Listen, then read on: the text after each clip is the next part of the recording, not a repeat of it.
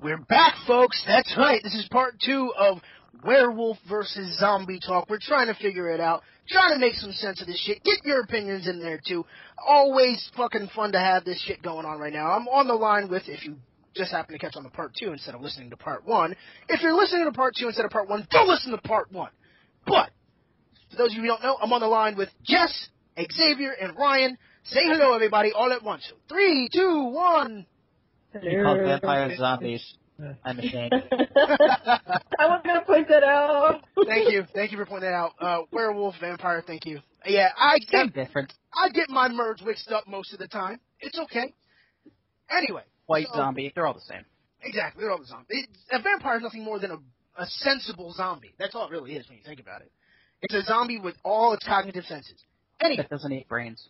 That doesn't eat brains. Jess. The last question that was asked was, diplomat or barbarian, which would you be? Now, Ryan answered it, Xavier answered it, your turn to answer it. What would you be?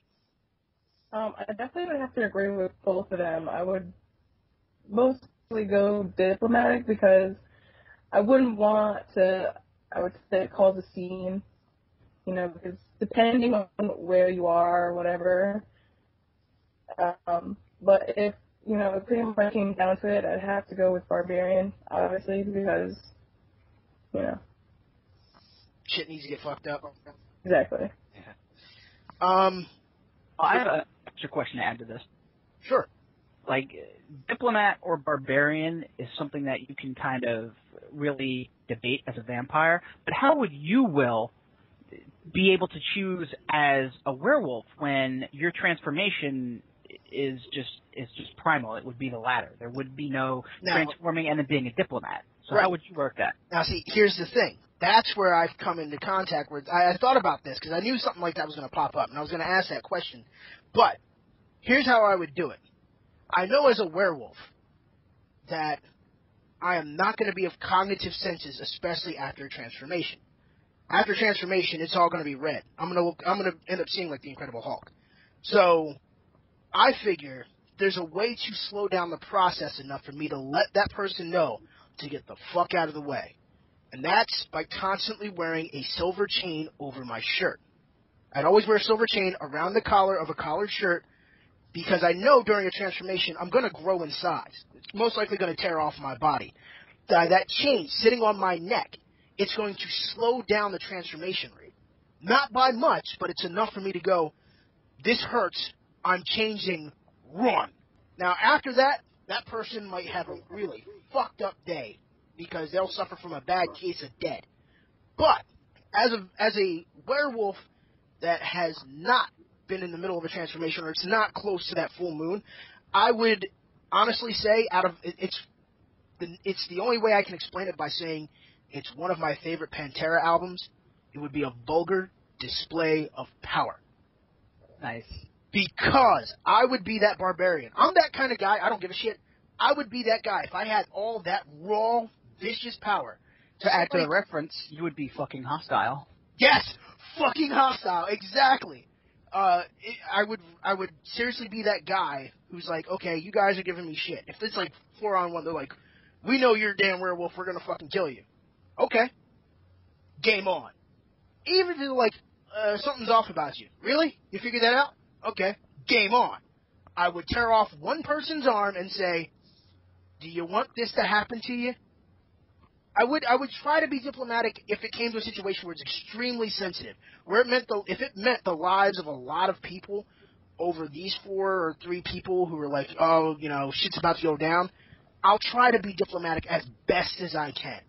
But ultimately, fuck it. It's like, okay, you think you're big, bad, and fucking hot shit? Okay. I'll show you big, bad, and hot shit. And I will beat the dog shit, rip, gouge, tear, slash, gape. I will destroy those in front of me. And then I will leave one alive. And I will wait until after I've eaten all those bodies to shit right in front of them. And when I transform, I'll look back and say, look at that. Hot pile of shit right in front of you. And walk away. Butt naked and ass to the world. Wow. Now, I got one question for you, Will. Now, you said that you would wear a chain of silver around your body to prevent yourself from transforming faster. Right. What do you do in a situation where you are in immediate danger and that lack of transformation speed is a liability or even a weakness? I would have to deal with it. It's one of those downfalls that it's a double-edged sword. Yes, it does slow down the transformation enough to make you still somewhat cognitive during the transformation, but it will slow it down. And if you know, for the most part, as an innate ability as a werewolf, you naturally have a high ability of healing, just not as fast as you are during the transformation. So, yes, I will suffer a wound going into the fight. I could suffer a fatal wound going into the fight. But What if it's from a silver weapon? Then you're kind of fucked. Then I'm royally fucked, because then I'm just like, I'm a dead guy. You know, that's all it is. I'm dead dog. But it's something that that's a cross that I'd literally be willing to bear. Because if it meant the survival of somebody who is innocent versus the death of someone who's guilty, I'd rather give that innocent person, a chance to go and live versus have them be slaughtered by my hand because they were just in the wrong place at the wrong time. So, I mean, yeah, it's, again, double-edged sword, but there's not much I can say or do about that because it has to be done. Now, this last question that I have is a pretty fucking strange question. We're going to take all of the lore that has been associated with vampires and werewolves and we're going to throw it out the fucking window. We are going to go completely unabridged, completely uncensored. The question is, how would you take your vampire or your werewolf and make it the ultimate predator? Jess, since this was your topic, I give you the luxury of answering this question first. Well, you can't ask that question without explaining what you mean by ultimate predator. Basically, if you could have any abilities that stay within the basic realm of any particular vampire or werewolf, what powers would you want to make you become the biggest, baddest beast on the planet? No other werewolf, no other vampire could touch you. What would be your abilities? What would make you, in your opinion, become the better predator all around? You are literally sitting at the top of the food chain. Well, to be able to control the change, I would say. Also, be able to heal. And have your senses enhanced. And obviously, like, the strength, like, pretty much everything that you get for being a werewolf is what I would say. Okay, so you basically want everything you had just enhanced. I mean, yeah. I mean, how other way would you want? Well, me personally, I would want to have complete cognitive control over my actions, whether I'm shifted or not. Yeah. That's the biggest thing. I want complete cognitive control. The other thing is I want to have control over my shift. And I mean full control. If I only want giant claws on both my hands and my feet so I can try to scale a wall, that's all I want. You know, I would just full-on control, first and foremost. Obviously, heightened senses. I would want to have a better sense of vision and smell, ultimately, though. Well, vision, smelling, and hearing. That's part of your senses, though. But I'm talking about to the point where I'm almost seeing through walls. Like, my sense of hearing, my sense of smell, and my sense of sight would ultimately, basically, it almost looked like sonar for a bat. I could literally hear and see the vibrations in the air, so I can see what's on the other side of a building. So pretty much if Superman got bit by a werewolf, you'd want to be the Superman that got bit by a werewolf. Minus the flight. But see, the thing is, though, about Superman is super OP. I mean, sunlight makes him fucking strong. Like, the yellow sun of this galaxy makes him damn near invincible. You know? But the thing is, for me, it's just like, that's too much power. You know, I want it to be so that I still have somewhat of a challenge. Like, yes, I don't want to say that I'm immune to silver. Never.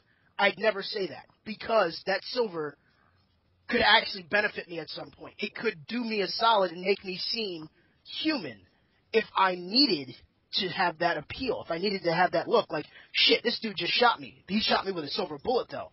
these people will take me to the hospital. I know I'll heal, but they'll take me to the hospital. They'll make it seem like I was the victim.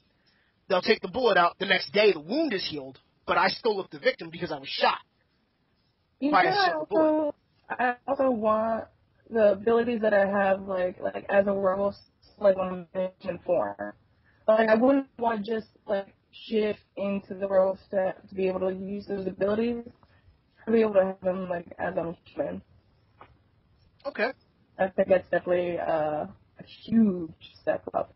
Okay. Xavier.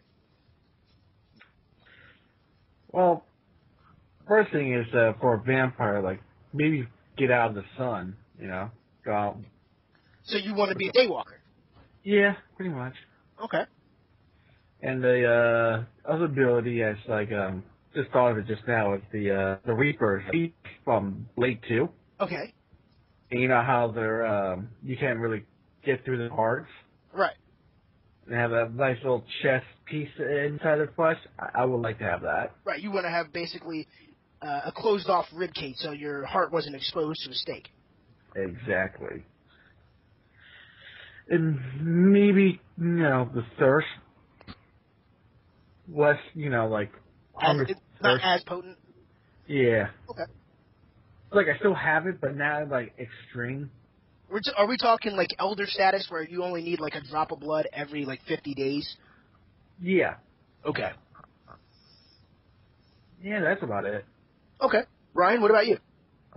Well, I think the key to this question is in how Will phrased it when he said, what would make you the ultimate predator as a vampire? Now, by default, I've got all the stuff that comes with a vampire in that they're, extra strong. My vampire already is kind of intelligent, so even though the impulse is there, I can kind of control it. I can think of three things that would make me as a vampire the ultimate predator. Number one, like Xavier said, immunity to sunlight. Okay. Immunity to sunlight is absolutely key. It takes away your greatest weakness and your greatest hindrance. Two, wings. I'm not talking transforming into a bat. I'm talking big, scary, skeletal, intimidating wings and the ability to fly. Are we talking like Raziel, Soul Reaver style wings that you actually use? I'm talking like, yes, big, usable flying wings like as a vampire can fly. And three, to top it off, the sunlight, immunity to sunlight already gives us a power that gives us a one-up on not only any other vampire, but also makes us a greater threat to humans or any other creature out there. Two, the wings already give us amazing speed, and the ability to attack quickly or to get in and out of situations. And the third thing, which would make it completely OP and unfair, is the ability to go invisible. Those three things attached to a vampire would make a vampire the ultimate predator and very much unstoppable. Okay. In my opinion. Okay, well, see, that's actually, that last one, that's a good one because a lot of people keep forgetting part of the vampire lore was they could turn to fog or into mist so that they can actually literally, like, disappear in front of your eyes and you would never know it. And wings, I'm surprised I didn't hear Xavier say wings. But, yeah, wings I think are a big bonus because if you're really caught in and shit really hits the fan, you can literally flap wings and get the fuck out of Dodge. I think that's really, really big. That's super big news. That was very compelling. I mean, you can also substitute invisibility for something like teleportation. But the point in case is that, like, you eliminate the prey or your enemy's chance to react or counter you. And if they can't see you, and if you move faster than they can move, you win. Cool. Okay, so, now that that's been said, we have an idea on where our battle lines are drawn. Jess and I, we would want to be werewolves. Xavier and Ryan, you guys would want to be werewolves. Here's the final question that I have for you. The final question is, as a vampire or as a werewolf, would you side with your natural opposite? Which would be, if I'm a werewolf, my natural opposite would be a vampire. So, Jess, would you side with a vampire knowing that they could possibly beat you? They will definitely beat you in the speed game. And knowing that vampires have a tendency to be far more intelligent than most werewolves, would you side with a vampire if it came down to that type of fight? I mean, yeah, of course. I think that, there's strength in numbers, and it doesn't hurt to, I guess, expand your alliances. Okay. Ryan? I think it really comes down to what universe you've placed yourself in, because in some universes, vampires and werewolves are almost allies.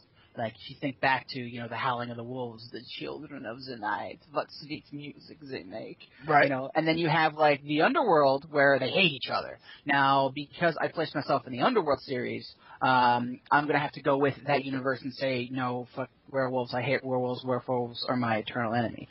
But if I was detached from that universe, I might see the werewolf as kind of, not so much an ally, but as kind of a distant cousin, kind of akin, in that we are both hunters of prey. Now, I might look down on them because of their lack of intelligence when they are transformed. They're much more primal. But I would say that, because of the way that I've gone, because of the universe that I've chosen, fuck werewolves. Okay. Xavier, what about you? I'm going to align myself with the werewolf. Okay. Why would you align? Well, just in case certain things will happen to one of us, like one of us might have advantage or strengths against like an enemy. So it's good to have a teaming up instead of like facing off each other. Okay. So you're basically going along with Jess's idea with strength in numbers. Exactly. Okay. I'm kind of at odds with this. I mean, the fight usually goes on and on and on between werewolves and vampires. I would have to say I would want to align with them. They do have some abilities that are very pertinent in the battle, but they're only useful at night. That's the only downside that I would see about that. But ultimately, I would side myself with the vampires because they know, mind you, most people, depending on the lore you come from, vampires aren't really keen on silver either. But, as two minds, one working as combative and the other working as, strategic and tactical, you're looking at potentially the greatest army that will ever live, because werewolves are just vicious, violent. They understand what it means to, they understand guerrilla warfare. Vampires, they understand the strategy and tactics needed to basically trump anything. You put those two together, you've created a new version of Sun Tzu and Miyamoto Musashi that has never existed. So I would say I'm going to side with the vampires and see if there couldn't be a decent alliance. Even if it was a shaky truce, I would live with that. Okay, I've got a bonus question for you guys real quick. Bonus! 50 werewolves and 50 vampires have joined forces. They are 100 in total, half vampire, half werewolf. They're facing an army of 1,000 zombies. Who wins? Ooh! I want to take this one. They did a test on the Deadliest Warrior. The average vampire can take out 63 zombies by himself. I think vampire and werewolf alliance trumps zombies. Easy. Okay? Even outnumbered 10-1. Even outnumbered 10-1. Here's the reason why. One single vampire can take on 63 zombies by itself. That's enough in itself to prove automatically we win. Now, if you were to jump that number from 1,000 zombies to, say, 10,000 zombies, now we've got more of a fight on our hands. So, and these are numbers. These are numbers that they actually had on the Deadliest Warrior episode. Okay, a zombie has a biting power of about, I think it was like 215 pounds. 215 pounds of pressure. That's a lot of pounds. That's a lot of pressure. A vampire has 8 times that on a bite. Okay, we're talking like somewhere around like it was, I can't remember the number exactly. God, I wish I could be watching it right now. I would give you the number exactly. But it was crazy amount. Like, a vampire could literally bite through a zombie skull like that. Like, one bite, dead. Okay? Then you're talking about physical strength. The average zombie is about the average strength of a Olympic boxer or an Olympic athlete. A vampire has the strength, literally has the foot-pound torque of 8,000 pounds of pressure in a single blow. Okay, and that's at its fucking claws, at its fingertips. That means one swipe, gone. Easy. So, yeah, I would definitely say we have the advantage. As vampires and werewolves, fuck yeah. 100 of us versus 1,000 of them, easy. 100 of us versus 10,000 of them, maybe a little sketchy, but I still think we win. Yeah, I'm going to have to agree with you on that. Yep. What do you think, Ryan? Ryan? Man, it's a lot of zombies. Yeah, but then you have to also think about their abilities that they have, like, you know, obviously their strengths and, like, the speed and the fact that they're both, like, crazy killers. Like, they're designed to kill. Right. And zombies are they're just, like, walking corpses that are just, like, you know, wanting flesh. But we're talking about, like, you know, their numbers. Right. Just on sheer numbers alone, though, we still have the advantage. And have you ever really seen, like, a zombie actually fight back?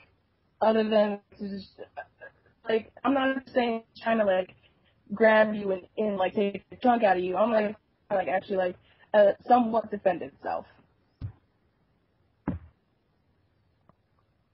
See, I think that's a whole, like, you know, if you're going to get into, like, subgenres of, like, zombies and stuff now, it's open up a whole other can of worms. Well, see, that's the thing, though. Here's the thing. When you think about a zombie versus a werewolf, there are zombie versus a werewolf, and a vampire. Werewolves and vampires have that survival instinct. Like, if a vampire gets in dire straits, it's going to want to try to survive. Yeah, but so does zombies. No, that's not true. No, I agree with Jess. They do as well. That's why they keep increasing their numbers. They keep eating. See, it's much more primal. It's much more instinctive than it is reactionary survival. What you're talking about from a werewolf and a vampire is that they can see a situation and react to it. Zombies just know one thing: feed, make more, feed. But see, that's the thing. They don't have that preservation instinct inside of them. They don't need it. Exactly. They don't need it because they figure there's no point. All I want to do is eat. That's it. I don't care what I go through. You can break that zombie's arms. You can crush its fucking ribcage. It's not going to stop. It's going to continue to pursue. If you break all the limbs on that zombie's body, it'll use its chin to try to bite at your ankles. Versus a vampire, if it gets wounded enough, it's going to have that preservation instinct kick in and say, I got to get the fuck out of here. I'm getting swarmed. Yeah, but then you also have to take in the fact that their healing abilities, like, vampires, they heal pretty quickly. They do. But when you have 20 or 30 zombies on top of you, shredding at your flesh at the same time, as a vampire or a werewolf, your body can't regenerate as fast as you want it to. And take into consideration also the fact that vampires, they can turn into, like, mist or fog. Like, you can... Not all vampires can do that. Regenerate. That's definitely an advantage. Later. No, that's definitely an advantage. But, again, that's not every vampire. I know, but I'm just saying, you don't think that they would do that if that happened? Oh, no, that's that preservation instinct. If a vampire knows that they're up shit's creek, they're going to find some way to get out of there. Exactly. Right. But a zombie doesn't have that preservation instinct. It's just going to keep going no matter what. All right, how about this? How about we up the ante? 50 vampires, 50 werewolves versus 1,000 whites. Oh. Now you've got a problem. Yes. See, now we're talking about cognitive zombies.